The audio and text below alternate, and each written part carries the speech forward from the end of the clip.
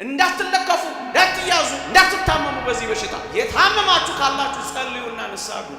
የኔ ነው የሚባል ነገር የለም። ይሄ ዘመን አመጣሽ አስተሳሰብ ነው። ኢየሱስ ክርስቶስን አባራችሁታል።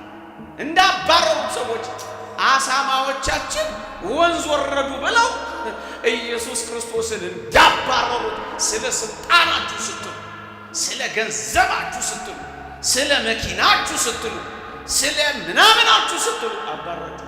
ከዚህ በላይ ግፋ ተባሮ አሁን ይሄ ዘመን ፖለቲካ የሻ የምን እያለ መከራን ያበላ ስንት ትከሻችን ደረቀ እኮ። ስንት ወጣቶች ከሃይማኖት ወጡ እኮ። ጵጵስና በዘር በብሔር በቆራ ጊዜ መታወቂያ እያየን እዚህ ያልገባል። የት ነው የተወለድከው አልተባል። እግዚአብሔርን እመኑ እንጂ ከየትም ኑ ነው የተባልነው እኛ ወገኖቼ። ብሔር የማይመረጥባት ቤት እቺ ናት። ሰፈር የማይመረጥባት ቤት እቺ ናት። አድሎ የማይደረግባት ቤት እቺ ናት። አንተ ከገሌ ነህ አትቆርብም የማትባልባት ቤት እቺ ናት። የመንግሥተ ሰማያት መወጣጫ መሰላሏች ብቻ ናት። ሰው ብቻ ያው ክርስቲያን ብቻ እኔና እናንተ ምእመናን እንኳን ሳንቀር እውነት እንነጋገር ከተባለ ተለያይተናል።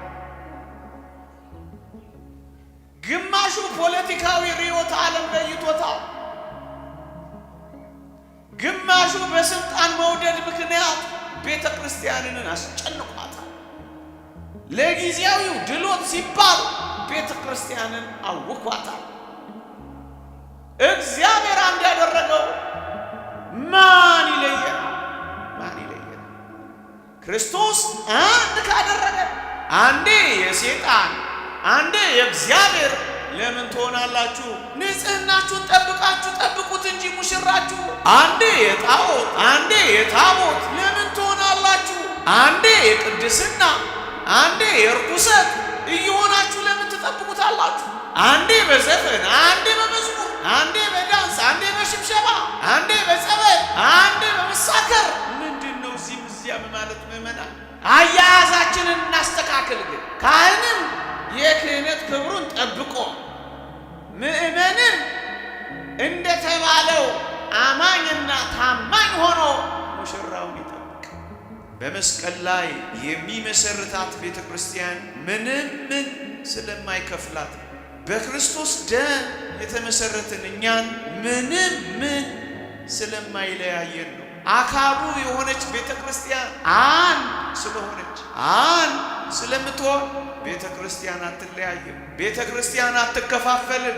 ያ ማለት ምን መሰላችሁ? በክርስቶስ የምናምን እኛ የክርስቶስ ልጆች ምንም ምን አይከፍለንም። በምንም በምን አንለያይም። ምክንያቱም አንድ ቤተ ክርስቲያን ናት። ያለ ክርስቶስ ተከፍሏልን በሚል ርዕስ ይሆናል።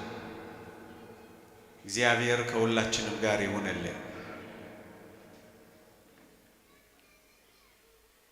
ንዑድ ክቡር የሚሆን ሐዋርያ ጳውሎስ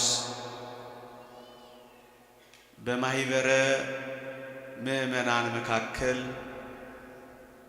በቆሮንቶስ ቤተ ክርስቲያን መከፋፈልን ሰምቷል። እንደተለያዩ አይቷል። በዚህ ምክንያት የቆሮንቶስን መልእክት ምዕራፍ 1ን መለያየታቸውን ምክንያት አድርጎ ጽፏል። የመለያየታቸው ምክንያት ምን ነበር ካላችሁ፣ የተወሰኑቱ እኔ የጳውሎስ ነኝ አሉ። ደግሞ ሌሎች ተነሱና አይ እኛ የጳውሎስ አይደለንም እኛ የአጵሎስ ነን አሉ። ሁለት በሉ። ደግሞ ሶስተኞች ተነሱ እኛ የጳውሎስም አይደለንም እኛ የአጵሎስም አይደለንም እኛ የኬፋነን የጴጥሮስነን የሚሉ መጡ። ለሶስት መከፋፈል ጀመሩ። በዚህ ብቻ አላበቃም። ሌሎች ደግሞ አራተኞች መጡላችሁ። እኛ የጳውሎስም አይደለንም እኛ የአጵሎስም አይደለንም፣ እኛ የኬፋም የጴጥሮስም አይደለንም፣ እኛ የኢየሱስ ነን የሚሉ መጡላችሁ። ማይበረ ምእመናን አንዴ ወዲህ አንዴ ወደዚያ እያሉ መለያየት ያዙላችሁ።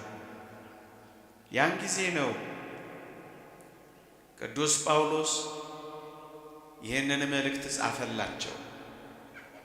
ጳውሎስ ተከለ፣ አጵሎስ አጠጣ፣ የሚያሳድገው እኮ እግዚአብሔር ነው አላቸው በቆሮንቶስ መልእክቱ። እና እንደውም ምን አላቸው? እኔ ጳውሎስ ነኝ፣ እኔ አጵሎስ ነኝ፣ እኔ የኬፋ ነኝ ከተባባላችሁማ አንዱን ክርስቶስን ከፍላችሁታላ አላቸው። ርዕሳችን ራሱ ቅዱስ ጳውሎስ የጠቀሰው ቃል ነው። ክርስቶስ ተከፍሏልን? ወይም ክርስቶስ ተከፍሏል እንዴ ነው ያላቸው። በዚህች ርዕስ ለ25 ደቂቃ ቢበዛ ቆያችኋለሁ። እግዚአብሔር ከሁላችንም ጋር ይሁን። ወደ ቀራንዮ ልውሰዳችሁ ጥቂት። በቀራንዮ አደባባይ ላይ የተወደደው መድኃኒታችን ሲሰቀል ታስታውሱ ከነበረ እንደ መጥምቀ መለኮት ቅዱስ ዮሐንስ አንገቱን አልተቆረጠም፣ ወይም እንደ ጥንቱ እንደ ነቢዩ እንደ ኢሳይያስ በመጋዝ አልተሰነጠቀም፣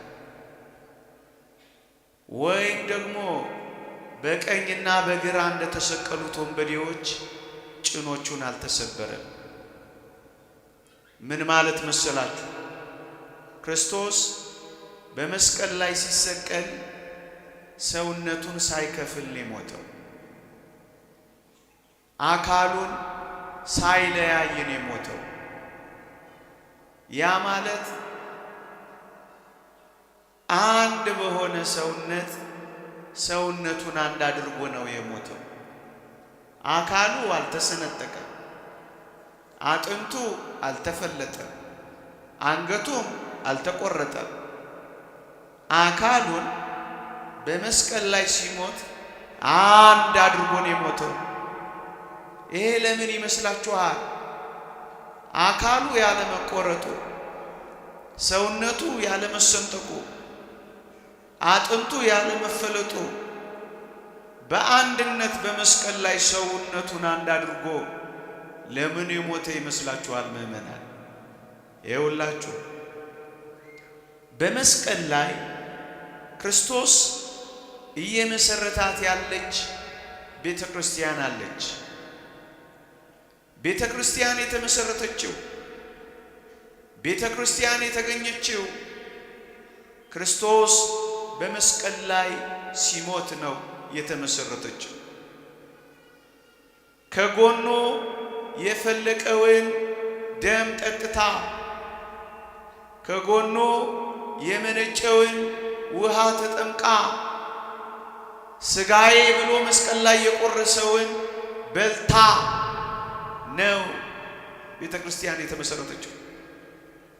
ቅዱስ ኤፍሬም ሶርያዊ በረከቱ ይደርብንና የጌታችን ጎን ሲወጋ ገነት ተከፈተች ይላል። በጌታችን ቁስሎች ውስጥ ያየናት ደግሞም የገባንባት ገነት ናት ይላል ቅዱስ ኤፍሬም። ምን ማለት ነው? በመስቀል ላይ ነው ቤተ ክርስቲያንን የመሰረተው። አካሉ የሆነችን ቤተ ክርስቲያን ነው በመስቀል ላይ የሰራው።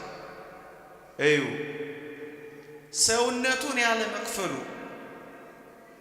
አጥንቱን ያለ መስበሩ፣ አንገቱን ያለ ማስቆረጡ፣ ጭኖቹን ያለ መሰበሩ፣ አካሉን አንድ የማድረጉ ትዕምርት፣ ምልክት፣ ትምህርት ምንድነው ካላችሁኝ፣ በመስቀል ላይ የሚመሰርታት ቤተ ክርስቲያን ምንም ስለማይከፍላት በክርስቶስ ደም የተመሰረትን እኛን ምንም ምን ስለማይለያየን ነው።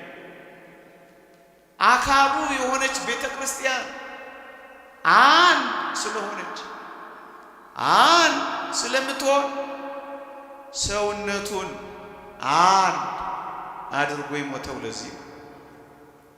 ሰውነቱ ካልተለያየ አካሉ ካልተከፈለ ቤተ ክርስቲያን አትለያይም፣ ቤተ ክርስቲያን አትከፋፈልም። ያ ማለት ምን መሰላችሁ? በክርስቶስ የምናምን እኛ የክርስቶስ ልጆች ምንም ምን አይከፍለንም፣ በምንም በምን አንለያይም። ምክንያቱም አንድ ቤተ ክርስቲያን ናት ያለችው። ከሞቱ ትንሽ ፈቀቅ ላድርጋችሁና ወደ ክርስቶስ ቀሚስ ውሰዳችሁ። ሲያድግ አብራው ታርግ የነበረች ቀሚሱ፣ ደም የተረጨች ቀሚሱ፣ ያለወጣት ያልቀየራት ያልተሽቀረቀረባት ቀሚሱ እዩ። ቀሚሱን ሊሰቀል ሲል አይሁድና ሮማውያን ምን አሉ መሰላችሁ? ቀሚሱን ዕጣ ተጣጥለን እንውሰዳት እንጂ አንክፈላት አንቅደዳት አሉ ይላል። ምዕመናን ዕጣ ተጣጥለው ወሰዷት እንጂ ቀሚሱ አልተቀደደችም፣ ቀሚሱ አልተቆረጠችም፣ ቀሚሱ አልተሰነጠቀችም። ለምን ይመስላችኋል? ሊቃውንት እንዲህ ይላሉ፣ አልባሲሁ ለክርስቶስ ምእመናንም ሙንቱ ይላሉ። የክርስቶስ ልብሶቹ ምእመናን ናቸው ይላሉ። ወገኖቼ በመጠመቃችን ክርስቶስ ልብስ ሆኖናል።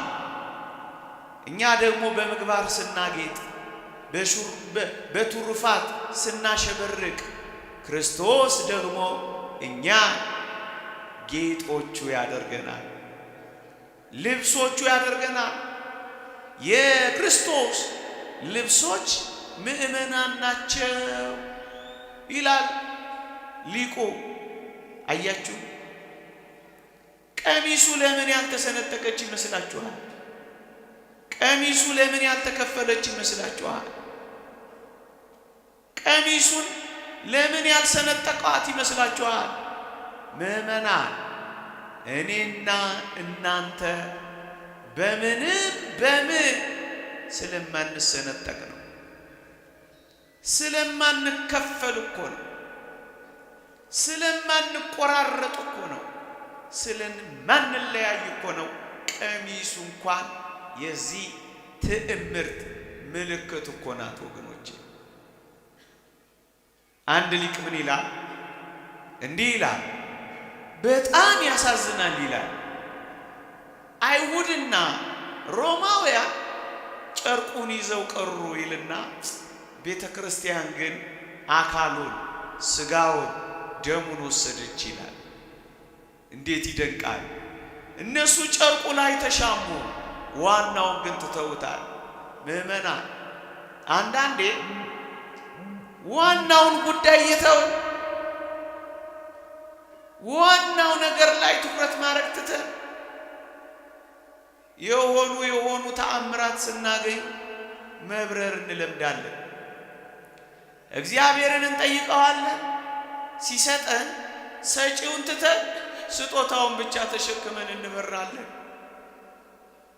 ብዙዎች ዋናውን ጸጋ እግዚአብሔርን እየተዉ በሰጣቸው ስጦታ ላይ የተንጠለጠሉ እግዚአብሔርን የሚያስረሱ ሰዎች አሉ። ስብከቱን መታያ የሚያደርጉት፣ ዝማሬውን መቀደሻ የሚያደርጉት፣ ክህነቱን ንግድ የሚያደርጉት፣ ስጦታውን ግን እግዚአብሔርን የሚረሱ ልጅ ያገኛሉ፣ ልጅ ሰጪውን ይረሳሉ። ሮማውያንና አይሁድ ቀሚሱ ላይ ቀሩ ይላል። በትንሣኤ ታስታውሳላችሁ፣ ጌታችን ተነስቶ ሳለ እነሱ ጨርቁን ብቻ ያዙ ይላል። ሌላ ሊቅ ደግሞ እንደገና ለሁለተኛ ጊዜ አይሁድ ጨርቁን ብቻ ይዘው ቀሩ ይላል። ትንሣኤውን ግን አላመኑም ይላል። ምዕመናን ለምንድን ነው እናንተ ቤተ ክርስቲያን የምትመጡት? ጉዳያችሁ ምንድን ነው? ለመደናነቅ ነው? ለመተያየት ነው? አንዳንዶችን ለማበሳጨት ነው? ለምንድን ይዘነው እንሄዳለን? አግኝተነው እንኖራለን? በአግባቡ እንመላለሳለን ነው ወይስ እንደ ማለፊያ በገና መደርደሪያ መጫወቻ ብቻ ነው የምናረገው? ስጦታ መቀበያ ብቻ፣ ገንዘብ ማግኛ ብቻ፣ ስራ ብቻ ነው ወይ የምናረገው? አይሁድ እንዴት ያሳዝናል! ቤተ ክርስቲያን አካሉን አገኘች፣ ስጋውን አገኘች፣ ደሙን አገኘች። ሮማውያንና አይሁድ ግን ቀሚሱን ይዘው ጠፉ ይላል።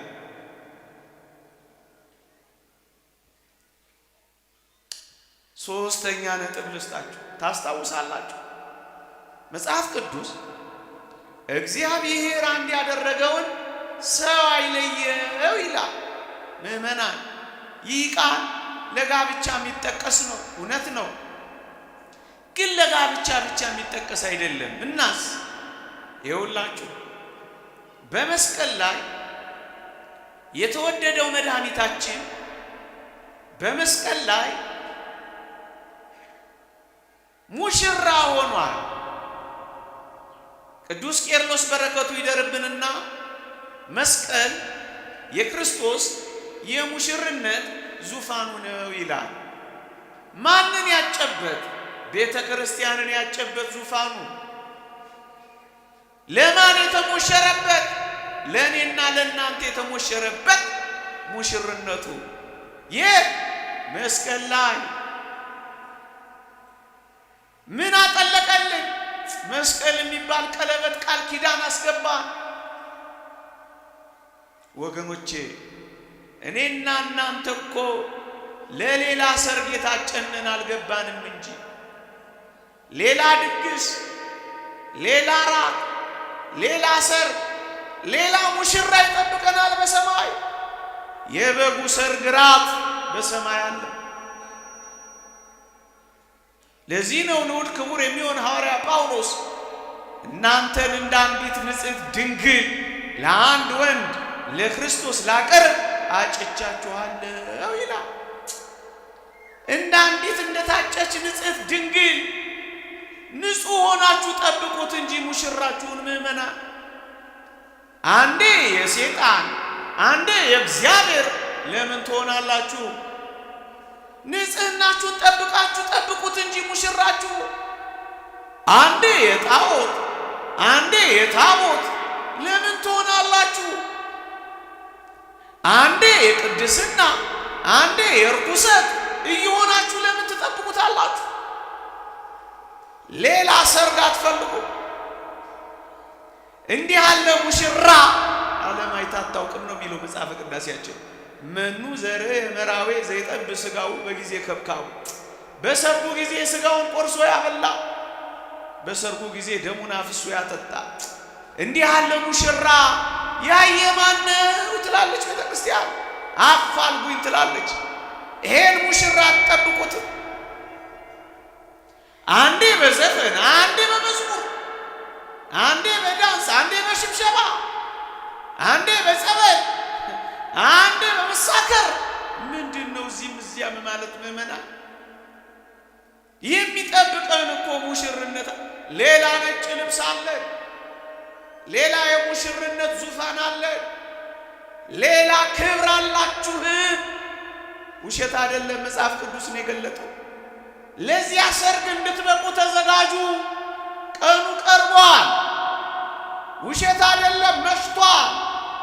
ጊዜው ፈጥኗል። የጨለማው ገዥም ቀርቧል። ውሸት አይደለም። ተዘጋጁ፣ ሙሽራችሁን ለመቀበል ቀርቧል። በደጅ እንደቀረበ እወቁ ይላል እግዚአብሔር ቃል። ቀርቧል። ዓለም ለጥፋቷ ቀርባለች። ክርስቶስ እናንተን ለማዳን ቀርቧል። እንዲድን ሰው ሁኑለት። ግን አያያዛችንን እናስተካክል። ግን ካህንም የክህነት ክብሩን ጠብቆ ምእመንም እንደተባለው አማኝና ታማኝ ሆኖ ሙሽራውን ይጠብቅ እና እኔ የምፈልገው እግዚአብሔር አንድ ያደረገውን ሰው አይለየው የሚለው ቃል ሙሽራችን ጌታችን ስጋውን በመቁረስ ደሙን በማፍሰስ አንድ ካደረገን ማን ይለየናል? እግዚአብሔር አንድ ያደረገንን እኛን ማን ይለየናል? ዛሬ እኔና እናንተ ምእመናን እንኳን ሳንቀር እውነት እንነጋገር ከተባለ ተለያይተናል። ግማሹ ፖለቲካዊ ርዕዮተ ዓለም ለይቶታል። ግማሹ በስልጣን መውደድ ምክንያት ቤተ ክርስቲያንን አስጨንቋታል። ለጊዜያዊው ድሎት ሲባል ቤተ ክርስቲያንን አውኳታል። እግዚአብሔር አንድ ያደረገው ማን ይለየናል? ማን ይለየናል? ክርስቶስ አንድ ካደረገ አክቲቪስት እንዴት ይለየናል? ምዕመናን የበለጠው ካዋሃደን የሚያንሰው ይለያየናል። የማይነገርለት ካከበረ የሞተልን አንድ ካደረገ ገዳይ እኔና እናንተ ይለየናል። እውነት ነው። እዚህ ያለው ሕዝብ ሁሉ ልቡ አንድ ነው። አገልጋዩ እናንተስ ምዕመናን የእውነት ዘር ሳትቆጥሩ ከለር ሳትመርጡ ሀብትና ባለጠግነት ሳትቆጥሩ ወገን ሳትሉ ማንንም በክርስቶስ ፍቅር ትወዳላችሁ። የእግዚአብሔር ቃል እንዲህ ይላል፣ የተጠመቃችሁ ሁላችሁ አንድ ሰው ናችሁ ይላል። አንድ ዘርን፣ ከለርን፣ ነገድን፣ ቋንቋን ሳንቆጥር አንድ ሆነናል። ለዚህ ነው ቅዱስ ዮሐንስ በራእዩ ከነገድም ከቋንቋም ከወገንም ዋጅተሃልና ክብር ይገባሃል ብሏል። አዎ ያልተዋጀ ነገር የለም። የተገፈተረ ዘር የለም። የተጣለ ነገር የለም። ክርስትና ለሁሉ ነው። ቤተ ክርስቲያን የልጆቿን የቋንቋ ብዝሃነት ታከብራለች። የፈለገውን ቋንቋ ትናገራለች። በኢየሩሳሌም፣ በሰማርያ፣ በይሁዳ እስከ ዓለም ዳርቻ ደርሳለች። ቤተ ክርስቲያን ቋንቋን የሰጣት ለአንድነት ነው። ትናገራለች። ቤተ ክርስቲያን ዋጅተሃል፣ አንድ አድርገሃል፣ ገዝተሃል፣ ሁሉ በፍቅርህ ተማርኳል። ክርስቶስ ሊቁ ቅዱስ አትናቴዎስ እንደተናገረው በቀኝ እጁ ዘርግቶ ቀደምት ሕዝብን አይሁድን ጠራበት፣ ግራ እጁን ዘረጋና አዲስ መጪዎችን አሕዛብን አቀፈበት። ሁሉ ታቅፏል፣ እንዲህ በመሰቀሉ ምክንያት። ሁሉ ተጠርቷል፣ እንዲህ በመቸንከሩ ምክንያት። ሾልኮም ሊወጣ ይችላል። ፖለቲከኞችን እየሰማ ሊወጣ ይችላል። ከክርስቶስ እቅፍ ግን አምልጧል። ከመስቀሉ ታዛ ግን ሸሽቷል። ልብሱን ሊለብስ ይችላል፣ ክርስቶስን ግን አልለበሰው። እናንተ ምዕመናን ይህች ቤተ ክርስቲያን የክርስቶስ ቤተ ክርስቲያን እንጂ የገሌ ሰፈር፣ የገሌ መንደር፣ የገሌ አካባቢ አይደለችም። ይሄንን ያስጠኗቸው አንዳንድ ደጋግ ኢትዮጵያውያንን ለማስኮብለል ሲሉ ይህችን ቤተ ክርስቲያን የገሌ ሰፈር ናት አሉ። እነ ጆን ማካርሲስ የሚባሉ ሰዎች አስጠኗቸው። ይሄው አንዳንዶችን መስቀሉን አስበጠሷቸው። ይሄው አንዳንድ የዋሃንን ወሰዱብን። ግን እቺ ቤተ ክርስቲያን የገሌ ሰፈር፣ የገሌ መንደር፣ የገሌ ቋንቋ የምትባል አይደለች። በፍጹም እሷን ላሳያችሁ። ቅዱስ ጴጥሮስ ጽኑ ረሃብ ያዘውና እግዚአብሔር ከሰማይ መብል ያላት መጋረጃ የከበባት አንዲት የምግብ ሳህን አወረደለት። ራእይ ነው ወገኖች፣ በራእይ ነው የሚያየው። ከዛ ምን አለው? ብላ አለው። ያቺን መጋረጃ ገለጥ አድርጎ ሲያይ የሚበሉ የማይበሉ እንስሳት በዛች በሳህኗ ውስጥ ተይዞ አየ ቅዱስ ጴጥሮስ። የሐዋርያት ሥራ ምዕራፍ 10። ቅዱስ ጴጥሮስ ምን አለ መሰላችሁ? ርቦታል። እግዚአብሔር ደግሞ በመጋረጃዋ ውስጥ የተጠቀለለውን ማዕድ ልኮለታል። ራእይ ነው። ጌታ ሆይ እኔ እኮ አንዳች ርኩስ ነገር በልቼ አላውቅም አለው። ብላ አለው። ኧረ በልቼ አላውቅም። ሁለተኛ ደግሞ ሶስተኛ ብላ አለው። እምቢ አለ። ወሰደው። ምስጢሩ ምን ነበር መሰላችሁ? ምግብ አልነበረም ጉዳዩ። እግዚአብሔር እያለ ያለው ቅዱስ ጴጥሮስ አሕዛብን ሄዶ ለማስተማር ፈቀቅ እያለ ላለማስተማር ይከጅል ነበርና እሱን ለማስተማር ነበር ይሄን ያመጣው። ምን መሰላችሁ? አሕዛብን ሌሎችን ወርደህ አስተምረህ አጥምቀህ አቁርበህ ለኔ አምጣልኝ ነበር የሚለው። ቅዱስ ጴጥሮስ አልገባው። የረሃብ ጉዳይ አድርጎታል። እዩ፣ በመጋረጃዋ ውስጥ ተጠቅልላ የወረደችው የሐዲሲቷ ቤተ ክርስቲያን ምሳሌ የሆነችው እዩ፣ የራቁ የቀረቡባት፣ የጠፉ የተገኙባት፣ የተቅበዘበዙ የታቀፉባት የሁሉ የሆነችውን ቤተ ክርስቲያን ነበር። በዚያች መጋረጃ ውስጥ በኢዮጴ ራእይ እግዚአብሔር የገለጣት እሷ ናት። አዎ መታወቂያ እያየን እዚህ አልገባን። የት ነው የተወለድከው አልተባል። እግዚአብሔርን እመኑ እንጂ ከየትም ኑ ነው የተባልነው እኛ ወገኖቼ። ብሔር የማይመረጥባት ቤት እቺ ናት። ሰፈር የማይመረጥባት ቤት እቺ ናት። አድሎ የማይደረግባት ቤት እቺ ናት። አንተ ከገሌ ነህ አትቆርብም የማትባልባት ቤት እቺ ናት። የመንግሥተ ሰማያት መወጣጫ መሰላሏች ብቻ ናት። ሰው ብቻ ያው ክርስቲያን ብቻ ነው። ከዛስ እምቢ ሲል ወሰደበት። አሁን እንዳልኳችሁ በሶስተኛው ልክ ይሄን እንደሆነ አንድ አሕዛባዊ መጣና በሩን አንኳኳ። ለካ እግዚአብሔር አሕዛባዊ ሊልከው ቅዱስ ጴጥሮስን አስቀድሞ እያዘጋጀው ነበረ። አጠመቀው፣ አስተማረው። ከዛ ይሁን መጡና እንዴት ነው አንተ አሕዛብን የምታስተምረው፣ የምታጠምቀው፣ የምታቆብረው ከኛ ጋር ለምረው የምታስተካክለው አሉት። እኔ የምፈልገው በጣም ጥልቅ ቃል ቅዱስ ጴጥሮስ የተናገረውን ነው። እግዚአብሔር ለኛ የሰጠውን ጸጋ ለሌሎች ከሰጠ እግዚአብሔርን እከለክል ዘንድ እኔ ማን ነኝ አለ። ከዛስ ከሰው ወገን ማንንም ቢሆን ባዕድ፣ ማንንም ቢሆን ርኩስ፣ ማንንም ቢሆን አጸያፊ እንዳልን እግዚአብሔር በራእይ ያሳየኛል። ወገኔ ላንተ ማንም አጸያፊ የለም፣ እምትገላምጠው የለም፣ ጀርባ የምንሰጠው የለም፣ ፍቅር የምንነፍገው የለም፣ የምንጠላው ወገን የለም። በምን ቋንቋ እንነጋገር?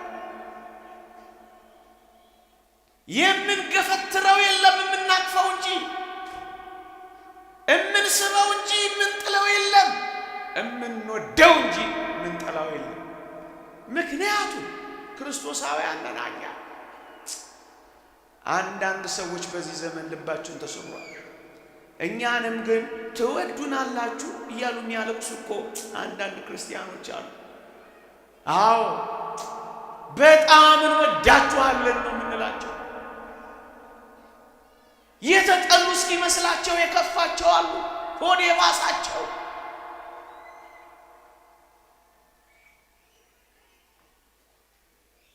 ሻካራ ቃላችን የሰበራቸው፣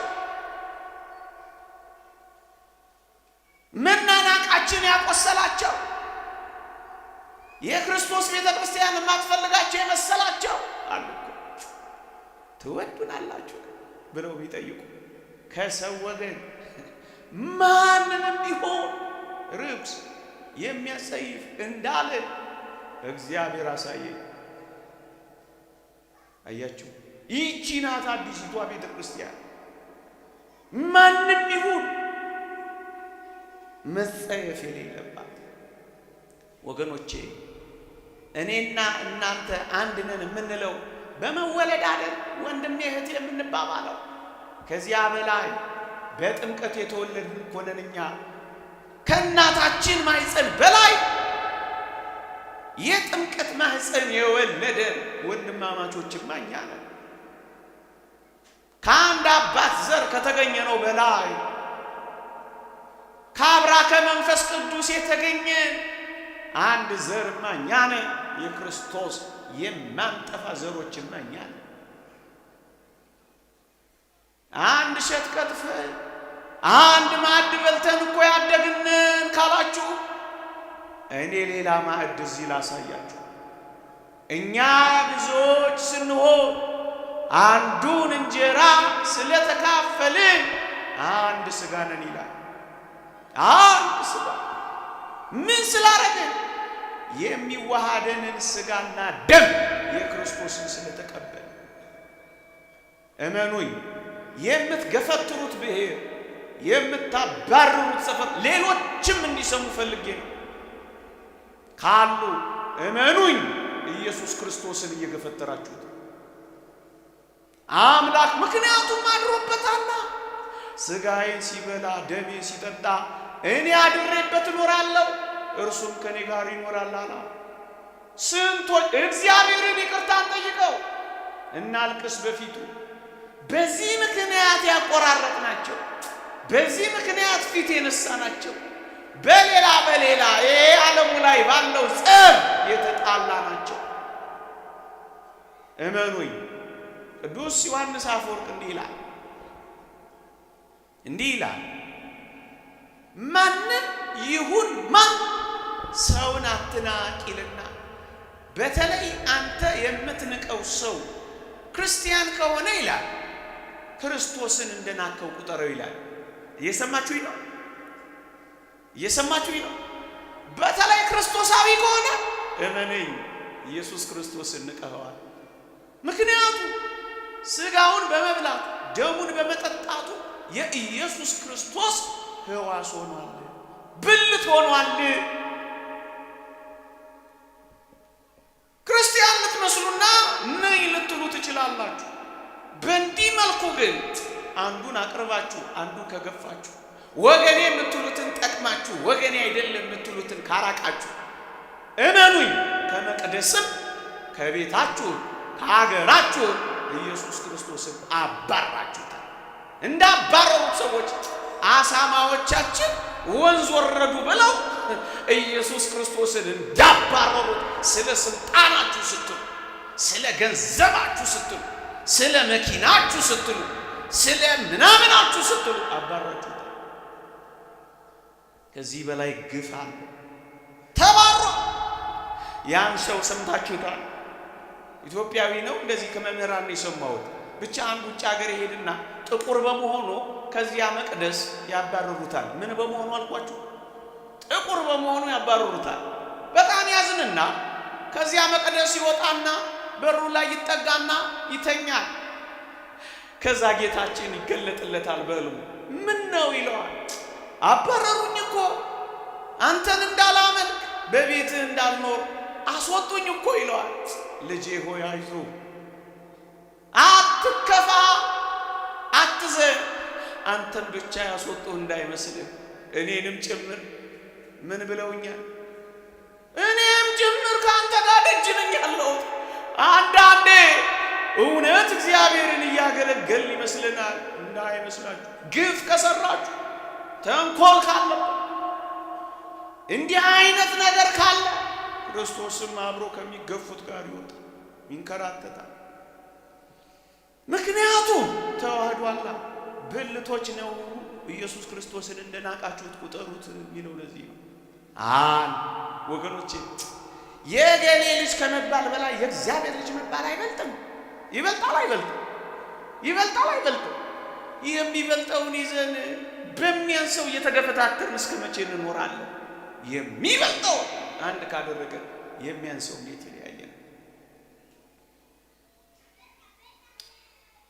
ማጠቃለያ 35 ደቂቃ ነው ልጠቅልለው። እዩ፣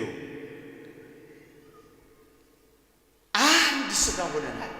ስጋውን በመብላታችን ደሙን በመጠጣታችን አንድ ስጋ ሆናችኋል ይላል ቅዱስ ጳውሎስ። አንድ ስጋ ሆነናል። ታዲያ አንድ ስጋ ከሆን ስጋውን እንዴት ይጠላል? እየሰማችሁ ነው። የኔን አካል፣ የኔን ሕዋስ፣ የኔን ስጋ እንዴት ልጠላው ይችላል? አያችሁ፣ አንድ ስጋ ነን። እንዴት እንጠላላለን? እንደውም ቅዱስ ጳውሎስ በኤፌሶን መልእክት ምዕራፍ 5 ላይ ዋልቦ ጸሊያ ስጋው ይላል። ስጋው ሊጠላ ከቶ የሚችል የለም ይላል። ለዚህ እኮ ነው ባልና ሚስት መጠላላት የሌለባቸው፣ አንድ ስጋ ናቸው። እንዴት እንጠላላለን? አንችልም። እኔ የምጠላው የሰውነት ክፍሌ ከሌለ የምጠላው ክርስቲያን እንዴት ይኖራል?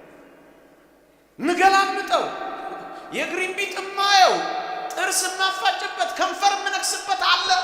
ባካችሁ ውሸታሞች አሉ። በውሸት የሚቀር ክርስቶስ የለም። እንግዲህ ያው ስንስተካከል ጉባኤ ሴሬሞኒ አይደለም፣ ህይወት ነው መሆን ያለበት። ከሰማን ማሻሻልና መለወጥ ነው። ቀስ በቀስ በአንድ ጊዜ ላንለወጥ እንችላለን። ቀስ በቀስ እንመለው። አንድ ስጋ ሆነናል። አንድ ስጋ፣ አንድ ስጋ። ዘር ከለር ነገድን ሳንቆጥር ነው ቅዱሳንን እንኳን የምናከብረው ወገኖቼ። እስኪ ጠይቃችሁ ክቡር አባታችን በረከታቸው ይደርብንና ጻድቁ ገብረ መንፈስ ቅዱስ የቢሸፍቱ ሰው ናቸው እንዴ? ናቸው? አይደሉም፣ አይደሉም። አቡነ አረጋዊ ከአድዋ የተገኙ ይመስሏችሁ? አይደሉም። ቅድስት አርሴማ በረከቷ ይደርብንና ከሲሪንቃ የተገኘች ይመስላችኋል? አይደለም። አያችሁ፣ ቤተ ክርስቲያን ከዚህ ሁሉ በላይ ናት ወገኖቼ። የተወለዱበትና ያገለገሉበት ቦታ ይጠቀስ ይሆናል እንጂ ቅዱሳን ደጋግ ሰዎች የየትኛው ጎሳ አባል እንደነበሩ አይነገርም። አቡነ ሰላማን ተመልከቷቸው። እዚያ አርሲን ሲያገለግሉ እጅግ መስማት የሚጸየፉት የየትኛው ጎሳ ነው የሚለው ነው። አይመለከትም፣ አያገባም። ክርስቲያን ይሁን እንጂ ቅዱሳን በስጋ ከተወለዱበት ሀገር ማህበረሰብና ቦታ ይልቅ የሚታወቁበትና የሚከበሩበት ተጋድሏቸውን በፈጸሙባቸው ቦታዎች ነው። ለዚህ ነው አቡነ ገብረ መንፈስ ቅዱስ በኢትዮጵያ በታላቅ ሁኔታ የሚከበሩት። ተጋድሎ ፈጸማ። ግብፃዊ ነው፣ ግንስ ተዘቅዝቆ የጸለየልህ ነው። ለዚህ ነው የምናከብረው። ደብላክ ሄርሚት ጥቁሩ ባህታዊ አባ ሙሴ በግብፅ እንደዚህ የተከበረው የአክሱም እኮ ተወላጅ ነው። አባ ሙሴ ጸልይ የተወለደው በአክሱም ሲሆን በጣና ቂርቆስ በጎጃም ደግሞ የበለጠ ነው የሚከበረው። አባ ሙሴ። አሁን ይሄ ዘመን ፖለቲካ የሻ የምን እያለ መከራን ያበላ ስንት ትከሻችን ደረቀ እኮ። ስንት ወጣቶች ከሃይማኖት ወጡ እኮ። ጵጵስና በዘር በብሔር በቆራ ጊዜ ይዋቸው ቅዱሳንን እናንተ በኤርትራ ታላቅ ቦታ ያላቸው አቡነ አብራኒዮስ የጎጃም ሁለት ጅንበሴ ተወላጅ እኮ ነበሩ ወገኖች። የምስራቅ ጎጃምና በደቡብ ጎንደር ታላቅ ቦታ የነበራቸው አቡነ ኤዎስጣቴዎስን ደግሞ ተመልከቱ፣ የኤርትራ ተወላጅ ናቸው። አየ ቅድስት ቤተክርስቲያን እንደዚህ ናት። የምስራቅ ጎጃም ገበሬ ኤዎስጣቴዎስን ካለ አይመለስም። ኤርትራዊ ነው፣ ትግራዋይ አመለክቶ ክርስቲያን ነው። አንተም እንደዚሁ ከሆን ሁን፣ ከተሰበሰብን እንለወጥ። የውሸት አንኖር። አሁን ውሸት ስለበዛ ነው እግዚአብሔር የማይቀበል። ቅዱስ ያሬድ እኮ አክሱም ነው ቢወለድ፣ አክሱም ነው የተወለደው። ቢወለድስ ድጓው የሚገኘው ደቡብ ጎንደር ቤተልሔም ነው። በቃ ቤተክርስቲያን እንደዚህ ናት። የኔ ነው የኔ ነው የሚባል ነገር የለም። ይሄ ዘመን አመጣሽ አስተሳሰብ ነው። እንዳትለከፉ፣ እንዳትያዙ፣ እንዳትታመሙ በዚህ በሽታ። የታመማችሁ ካላችሁ ጸልዩና ንስሐ ግቡ። እንዴ ዝማሬ መስዋዕቱ የሚገኘው ደቡብ ጎንደር ዙራምባ ነው። ያሬድ ታላቁ ቅዱስ ያሬድ በረከቱ ይደረግ። በጉራጌ ታላቅ ሐዋርያነትን ሥራ የሰሩት ዜና ማርቆስ በረከታቸው ይድረስልና የሰሜን ሸዋ አቡነ ዜና ማርቆስ በጉራጌ ታላቅ ሐዋርያነት ሥራ የሰሩት እሳቸው ናቸው። በጎንደር ደግሞ ታላቁን እንዴት በጎንደር ደግሞ ትልቁ ሥራ የሰሩት እኮ ከሞር ኢየሱስ ገዳም የወጡት የጉራጌ ሊቃውንት እኮ ናቸው። ቤተ ክርስቲያን እንደዚህች ናት። እንደዚህ ኑሩና ፈውሳ፣ ካህናትም እንደዚህ እየኖር ፈውሷል፣ ምእመናንም እንደዚህ እየኖር እንፈውሳ። አለበለዛስ ክርስቶስ ተከፍሏል እንዴ? ይቆየን። የእግዚአብሔር ቸርነት የእመቤታችን አማላጅነት የቅዱሳን በረከት ረድኤት አይለየን። የታመመች ሀገራችንን ይፈውስልን። አሜን።